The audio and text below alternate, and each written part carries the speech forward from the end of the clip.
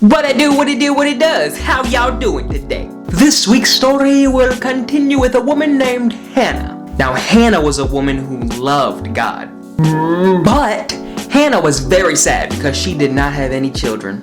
Now, I know some people who are sad because they don't have kids. But I also know people who are sad because they have kids. Both are very difficult. Now, one day, Hannah went to God's house, aka the Father's Fort, aka Club Christ, aka the Trinity's Temple. And Hannah told God how sad she was. And she prayed and prayed. Dear God, please give me a little boy.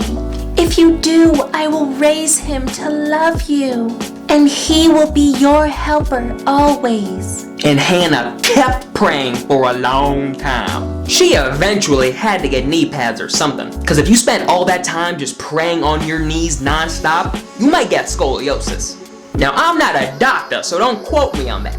One day, a priest named Eli saw her. Oh, I know what you're thinking. But it was not Eli Manning. At first, Eli was worried about Hannah. He was like, who the goof of this girl that keeps coming on in here? But then he realized that she was very sad. And Eli told her, Don't be sad. May God give you what you prayed for. and after that, Hannah did not feel sad anymore. Because there is true joy in knowing that God will always answer your prayers. And Hannah went trotting back home. And soon, God did answer her prayer. I said, won't he do it? Hey. And God gave her and her husband a bouncing baby boy. Hannah named the baby boy Samuel. The name Samuel means asked of God. And my name is Christian, which means they named a religion after me. Now Hannah fed Samuel and she made little bitty clothes for him. She took great care of him. And Hannah was thankful that God said yes to her prayer. She probably did a little bit of a thank you dance. She was out there break dancing on a cardboard box, doing a little bit of spinning on her head. Hannah seems like that type of gal. As Samuel grew bigger, Hannah remembered her promise to God. And Hannah told Samuel about God's house, aka the Father's Fort, aka Club Christ, aka the Trinity's Temple.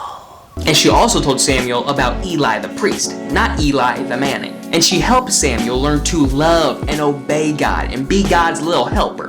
Then the time came for Samuel to be a helper at God's house, aka the Father's Fort, aka Club Christ, aka the Trinity's Temple. So Hannah took Samuel to Eli the priest, and Hannah said to him, Remember how I prayed for a son? Look, God gave him to me. Now I am giving him to God. My son will always be God's helper. Then Eli the priest showed Samuel how to throw a football. And Hannah gave great thanks to God for answering her prayer. Hey y'all, I think that the message of this story is that God Always answers prayers when we truly believe and have faith that He will. And He may not always answer them right away, but whenever He answers, it is always in the perfect time. God knows best. And something important to know is that prayer is a conversation between you and God. Which means after you talk and give Him your requests and give Him your praises, you give God time to respond. Because He will always respond, whether you like it or not. Well, I hope that you enjoyed the story today, and I also hope that you enjoy my new shirt I got at the Walmart. And I pray that you understood the message. The message being that God always answers our prayers in the best way for us. I hope to see you next week. God bless you, and I love you.